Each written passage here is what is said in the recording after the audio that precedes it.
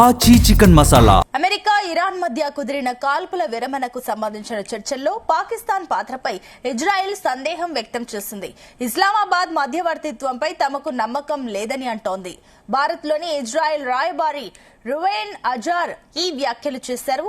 పాకిస్తాన్ను తాము నమ్మలేమని, అమెరికా తన స్వప్రయోజనాల కోసం దాని మధ్యవర్తిత్వాన్ని ఉపయోగించుకోవాలని నిర్ణయించుకుందని తాను భావిస్తున్నట్లు తెలిపారు. ఈ సందర్భంగా ఖతార్, తుర్కియే వంటి సమస్యాత్మక దేశాల ద్వారా హమాస్తో అమెరికా కుదుర్చుకున్న ఒప్పందం గురించి ఆయన ప్రస్తావించారు.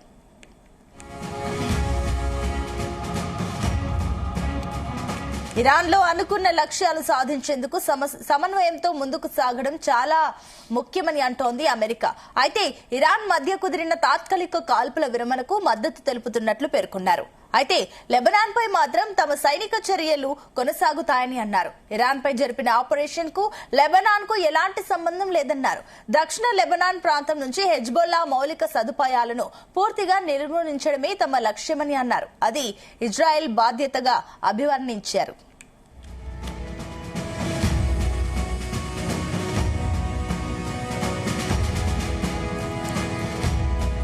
ఇదే అంశానికి సంబంధించి మరిన్ని డీటెయిల్స్ మా చీఫ్ న్యూస్ కోఆర్డినేటర్ రాధాకృష్ణ అందిస్తారు. Radhakrishna. Good afternoon Sunitha.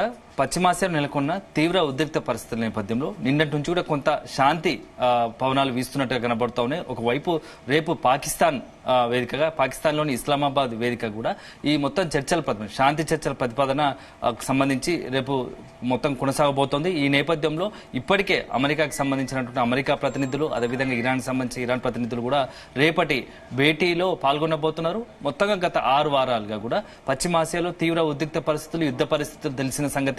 So దానివల్ల ఇంపాక్ట్ మొత్తం ప్రపంచ దేశాల మీద కూడా పడింది, తీవ్ర ప్రభావం చూపింది. ఇలాంటి తరుణంలో అన్ని దేశాలు కూడా పశ్చిమాసియాలో శాంతి వాతావరణం నెలకొల్లి, శాంతి పరిస్థితి నెలకొనాలని చెప్పేసి మొదటి నుంచి కూడా భావించాయి. సో దాంట్లో భాగంగా ఒక కీలక అడుగు మొన్న పడింది. సో డొనాల్డ్ ట్రంప్, అమెరికా అధ్యక్షుడు డొనాల్డ్ ట్రంప్ ఏదైతే ప్రతిపాదించారో ఇరాన్ చూస్తున్నట్టు 10 అంశాల పట్ల తాము సానుకూలంగా ఉన్నాము, కాల్పుల విరమణకు మొత్తంకైతే సీజ్ ఫైర్ కు సానుకూలంగా ఉన్నామని చెప్పేసి ప్రతిపాదించారు, ఓ ప్రకటన విడుదల చేశారు. సో అప్పటితో ఒక్కసారిగా అంత ముందు రోజు రాత్రి చోటు చేసుకున్న పరిణామాలు మొత్తంగా కూడా ఇక ఇరాన్ మా మాట వినడం లేదు.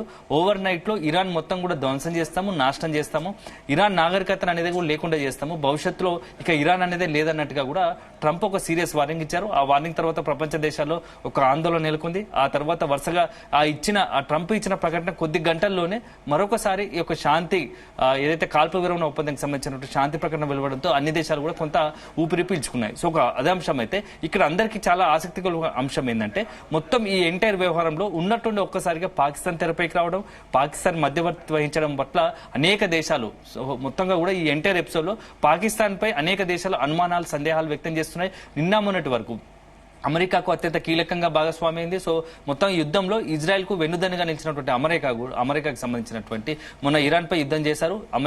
ఇజ్రాయెల్ తో కలిసి అమెరికా సంయుక్త బలగాలు ఇరాన్ పై దాడి చేశాయి. ఇలాంటి తరుణంలో ఇప్పుడు ఇజ్రాయెల్ సంబంధించి భారత్ లోని ఇజ్రాయెల్ రాయబారి రువెన్ అజార్ చేసిన వ్యాఖ్యలు కొంత సంచలనంగా మారాయి. ఎందుకంటే ఇప్పుడు జరుగుతున్న పరిణామాల నేపథ్యంలో అసలు పాకిస్తాన్ ఎందుకు ఇందులో ఇన్వాల్వ్ అవుతోంది, పాకిస్తాన్ చేస్తున్న మధ్యవర్తిత్వం పైన తమకు ఏమాత్రం కూడా ఒక నమ్మకం లేదు, పాకిస్తాన్ డీల్ చేసేది ఎంతో తమపై ఆశలు లేవని చెప్పేసి కూడా కుండబద్దలు కొట్టారు. అదే అంశం కాకుండా ఈ ఎంటైర్ వ్యవహారం కొంత పాకిస్తాన్, అమెరికాకు సంబంధించినటువంటి 2 దేశాలు అక్కడ ఉన్నటువంటి నేతలకు సంబంధించి ఇక స్వలాభం కోసమే చేసుకున్నట్టేమో కానీ కొన్ని అనుమానాలు, సందేహాలు కూడా రేకెత్తించారు. అందుకు కారణం ఏంటంటే రువెన్ అజార్ చేసిన కొన్ని వ్యాఖ్యలు ఏవైతున్నాయో ఇప్పుడు మొత్తంగా కూడా ఖతార్, తుర్కియే వంటి దేశాలకు సంబంధించి సమస్యాత్మక ప్రాంతాలను ఆధారంగా చేసుకుని అమెరికా ఇక సంబంధించి హిజ్బుల్లాకు సంబంధించినటువంటి చేసినటువంటి హమాస్ సంబంధించినటువంటి ఎపిసోడ్ లో పూర్తిగా అమెరికా తన స్వలాభం కోసం చేసింది. సో దాంట్లో కొంతమంది పావులవుతున్నారు. ఇప్పుడు పాకిస్తాన్ కూడా తమ స్వలాభం కోసమే అమెరికా కోసం పాకిస్తాన్ పనిచేస్తుందేమో, సో దానివల్ల అల్టిమేట్ గా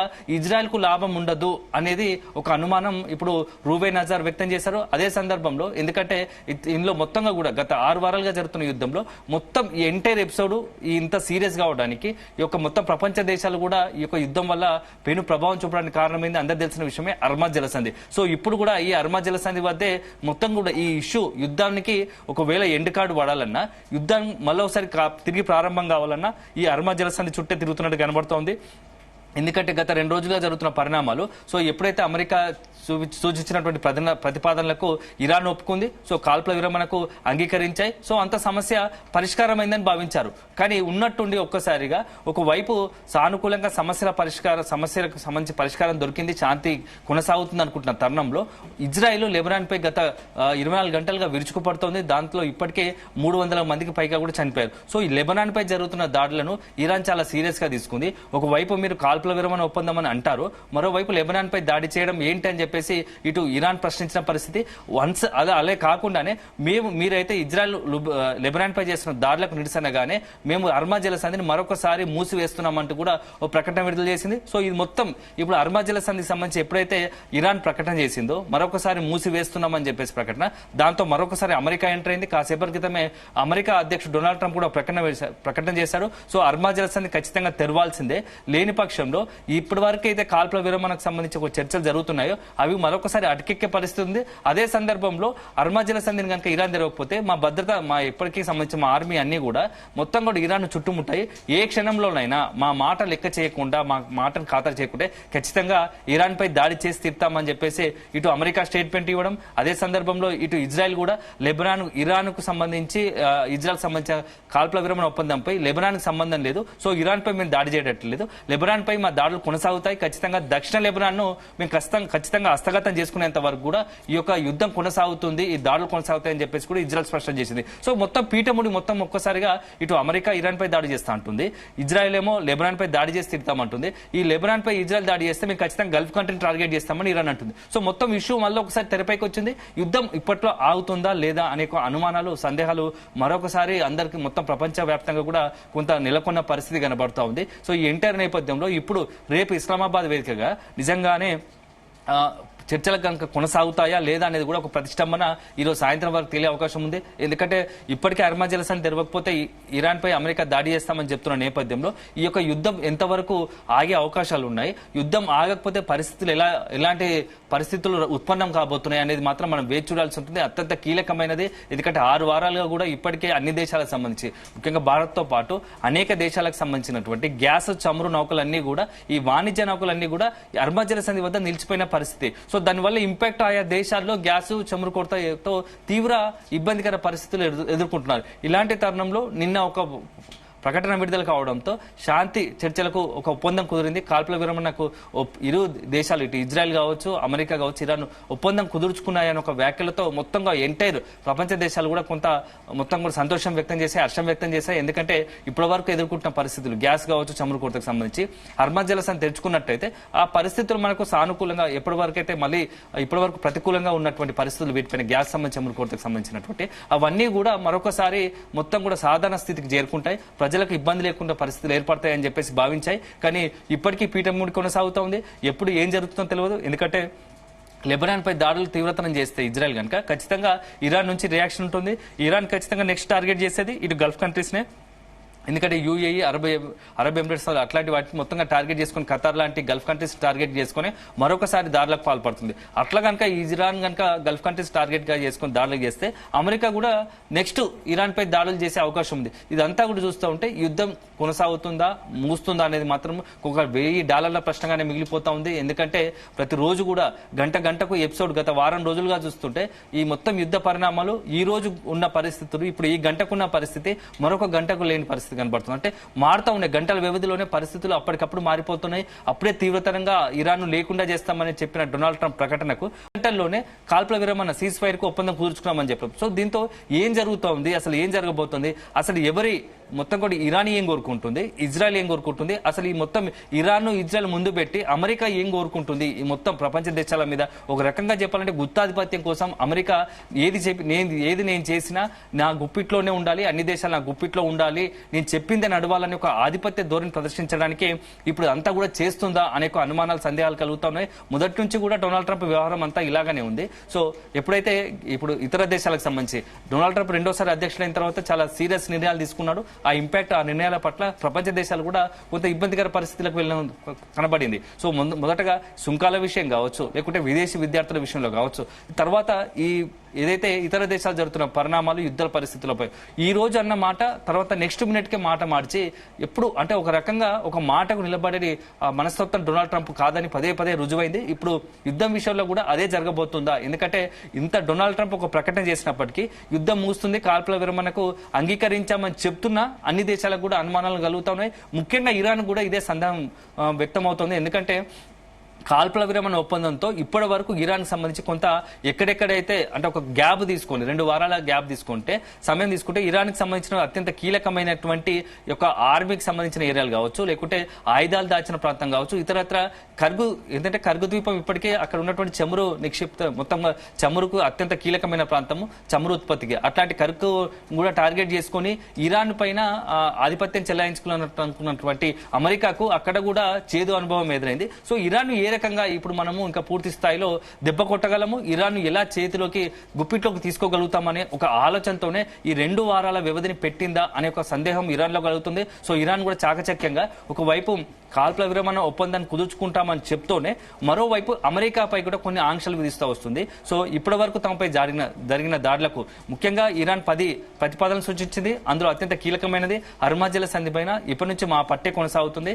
అక్కడి నుంచి వెళ్లాలనుకున్న తనలో హర్మజ్ సంధి తెరిచినప్పటికీ అక్కడి నుంచి ఏదైనా వాణిజ్య నౌకలు ఇతర దేశాలకు సంబంధించిన వాణిజ్య నౌకలు వెళ్లాలనుకుంటే ఖచ్చితంగా తమకు టోల్ కట్టి తీరాల్సిందే అని చెప్పేసి ఒక ప్రతిపాదన తీసుకొచ్చింది. సో దానికి తోడు ఇప్పటి వరకు అమెరికా ఇజ్రాయెల్ వల్ల దాడుల వల్ల మాకు పెద్ద ఎత్తున నష్టం చేకూరింది. సో ఈ నష్టానికి ఖచ్చితంగా మీరు సాయం చేయాల్సిందే, ఆ నష్టాన్ని మీరే భరించాలి, మాకు ఇరాన్ కు సాయం చేయాల్సిందే అని చెప్పేసి ఒక ప్రతిపాదన తీసుకొచ్చింది. సో మొత్తం ఐక్యరాజ్య సమితిలో ఇప్పటి వరకు ఇరాన్ పై ఏదైతే వ్యతిరేకంగా ఉన్నటువంటి ఏవైతే ఆంక్షలు ఉన్నాయో వాటిని ఎత్తివేయాలి. ఐక్యరాజ్య సమితిలో ఏవైతే ఇతర దేశాలు అమెరికా ఇజ్రాయెల్ లాంటి దేశాలు ఏవైతే నిబంధనలు పెట్టాయో వాటి అన్నింటిని కూడా రద్దు చేయాలని చెప్పేసి కూడా ఒక ప్రతిపాదన తీసుకొచ్చింది. ఇక మొత్తంగా కూడా ఒకవైపు అమెరికా ఇతర దేశాలకు సంబంధించి ఈ ఒకవేళ ఇరాన్ లో పెట్టుబడులు పెట్టాలనుకుంటే అమెరికా ఎట్టి పరిస్థితుల్లో వాటిని ఆపకూడదు, వాటి మీద నిబంధనలు పెట్టొద్దు, ఎటువంటి ఆంక్షలు విధించకూడదు. అదే సందర్భంలో రాధాకృష్ణ ఇంకొకటి ఏంటంటే కూడా ఈ సీజ్ ఫైర్ కి మధ్యవర్తిత్వం వహించిన పాకిస్తాన్ పైన ఇజ్రాయెల్ కి ఎందుకు నమ్మకం లేదు? దీని గల కారణాలు ఏంటి? అండ్ ఇంకొకటి బెంజమిన్ నెతన్యాహు కమెంట్స్ చూస్తుంటే కూడా ఫింగర్స్ ఆన్ ట్రిగ్గర్ అంటుంటే యుద్ధానికి సిద్ధంగా ఉన్నారు, వాళ్ళు ఏమైనా రంగంలోకి దిగే ఛాన్సెస్ ఉన్నాయన్న సంకేతాలు కనిపిస్తున్నాయి అనుకోవచ్చా?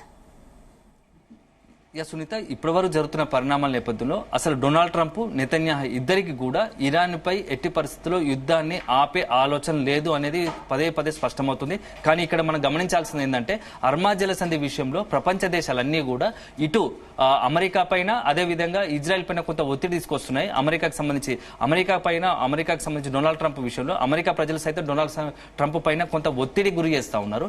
ఇలాంటి నేపథ్యంలో ట్రంప్ ఏదో ఒక నిర్ణయం తీసుకునే పరిస్థితి అనివార్యత ఏర్పడింది. ఎందుకంటే ఇప్పటికే అన్ని దేశాలు అమెరికాను టార్గెట్ చేస్తున్నాయి, అమెరికా వైపు ఏలుబెట్టి చూపుతా ఉన్నాయి. ఎందుకంటే నువ్వు తీసుకున్న నిర్ణయం తొందరపాటు నిర్ణయంతో యుద్ధాన్ని మొదలు పెట్టావు. సో ఈ యుద్ధం వల్ల ఎట్లాంటి పరిస్థితులు వస్తున్నాయి, అన్ని దేశాలు కూడా మొత్తంగా అన్ని రకాలుగా ఇబ్బందులు పడుతూ ఉన్నారు. సో నీవు ఇరాన్ ని టార్గెట్ చేయాలనుకుంటే దాని ఇంపాక్ట్ ఇతర దేశాల మీద పడుతుంది. మేము చూస్తూ ఊరుకోము, కొన్ని రోజులు భరిస్తాము. సో మీరు కనుక ఇట్లాగే ప్రవర్తిస్తే, మీరు యుద్ధం ఇట్లా కొనసాగితే అల్టిమేట్ గా మా నిర్ణయాలు మాకుంటాయి, మేము కూడా నిర్ణయాలు తీసుకోవాల్సి వస్తుంది అని చెప్పేసి కూడా ఇతర దేశాల నుంచి అమెరికా అధ్యక్షుడు డొనాల్డ్ ట్రంప్ పై కొంత ఒత్తిడి పెరిగింది. దాంట్లో అత్యంత కీలకమైంది భారత్ విషయమే తీసుకుంటే, ఎందుకంటే మొన్నటి వరకు యుద్ధం మొదలు కాకముందు భారత్ పైన అనేక రకాలుగా సుంకాలు విధించి ఆంక్షలు విధించింది. సో ఎప్పుడైతే రష్యా నుంచి చమురు కొనుగోలుకు భారత్ మొదటి నుంచి కూడా రష్యాను చమురు కొనుగోలు చేస్తుంది. అలాంటి సందర్భంలో ఒకవేళ కనుక భారత్ రష్యా చమురు కొనుగోలు చేస్తే రష్యా ఆర్థిక పరిస్థితికి కొద్దిగా మెరుగుపడుతుంది. సో అల్టిమేట్ గా భారత్ నుంచి ఏదైతే డబ్బులు వెళ్తాయో వాటితో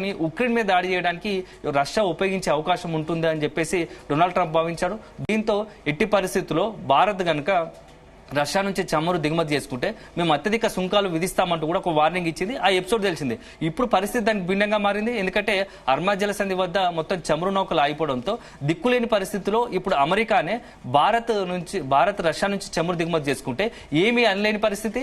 ఒకవైపు ఇప్పుడు అందామనుకున్న అమెరికాకు సంబంధించి మీరు చమురు ఇవ్వండి, లేదంటే మేము ఇంకా ప్రత్యామ్నాయ మార్గాలు చూపించాలి, మా దేశ అవసరం కోసం, మా యొక్క ప్రజల అవసరాల కోసం ఖచ్చితంగా మేము ప్రత్యామ్నాయ మార్గాలు ఎత్తుకుంటాము, మీరు మీకు ఇష్టానుసారంగా యుద్ధం చేస్తున్న సందర్భంలో మా ప్రజల కోసం మాకు కొన్ని స్వేచ్ఛగా నిర్ణయాలు తీసుకునే అవకాశం ఉంటుంది కాబట్టి వాటికి అనుగుణంగానే మా నిర్ణయాలు ఉంటాయని చెప్పేసి అమెరికా కూడా చెప్పింది. అదే సందర్భంలో రష్యా కూడా భారత్ కు అన్ని రకాలుగా అండగా ఉంటాము, చమురు విషయంలో మేము భారత్ కు మొదటి నుంచి కూడా రెండు దేశాల మధ్య సత్సంబంధాలు ఉన్న నేపథ్యంలో భారత్ కు ఇబ్బందికర పరిస్థితులు మేము తోడుగా ఉంటాం, ఆపన్నాస్తం అందిస్తామని చెప్పేసి రష్యా ప్రకటించింది. దీంతో ఇప్పుడు అమెరికా ఈ ఎంటర్ భారత్ రష్యా మధ్య సంబంధంలో ఈ వ్యవహారంలో మొత్తం వాణిజ్య ఒప్పందంలో అమెరికా ఏం చేయలేని పరిస్థితి. దానికి కారణం ఏంటంటే యుద్ధం ప్రభావంతో ఇరాన్ వల్ల యుద్ధం చేయడం వల్ల ఇప్పుడు భారత్ ను అదేవిధంగా రష్యాను క్వశ్చన్ చేసే పరిస్థితి ఇప్పుడు అమెరికా లేకపోయింది. ఇది కేవలం ఒక భారత్ కి పరిమితం కాలేదు, ఇతర దేశాలకు కూడా చాలా దేశాలకు సంబంధించి ఇప్పటికే ఎక్కడైతే గల్ఫ్ కంట్రీస్ నుంచి చమురు గ్యాస్ ను మొత్తంగా కూడా వీళ్ళు దిగుమతి చేసుకుంటారో ఆ దేశాలన్నీ కూడా ఆల్టర్నేట్ గా ఇప్పుడు రష్యా మీద ఆధారపడి ఉంటున్నాయి. సో రకంగా రష్యాను దెబ్బకొడదాం అనుకున్నటువంటి అమెరికా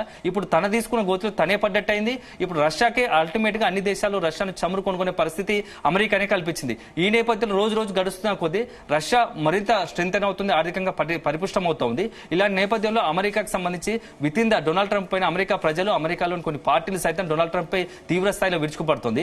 యుద్ధం మొదలుపెట్టాం, యుద్ధం వల్ల అమెరికా ఖజానా ఖాళీ అవుతోంది.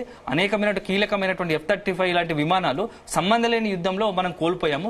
ఇంత సాధించి దాదాపు 6 వారాలుగా ఇరాన్ పై యుద్ధం చేసి సాధించింది ఏంటి? హర్మా జలసంధిని తెరిపించుకోలేకపోయావు. అదే సందర్భంలో ఇతర దేశాల చుట్టూ మొత్తం ప్రపంచ దేశాల ముందు నవ్వుల పలాయం, అంతకు మించి అన్నిటికీ మించి నాటో దేశాలు నిన్న మొన్నటి వరకు అమెరికాకు అత్యంత సన్నిహితంగా ఉన్న నాటో దేశాలు సైతం యుద్ధంలో హర్మా జలసంధి వద్ద మీరు ఖచ్చితంగా మీరు కూడా మీ యొక్క ఆర్మీని అక్కడ పెట్టండి, మీ యుద్ధ నౌకలు మోహరించండి అని చెప్పేసి ట్రంప్ సూచిస్తే ఏ మాత్రం లెక్క చేయలేదు. సో రకంగా డొనాల్డ్ ట్రంప్ ఏకాకయ్యాడు, అమెరికా ఏకాకైపోయింది యుద్ధం విషయంలో.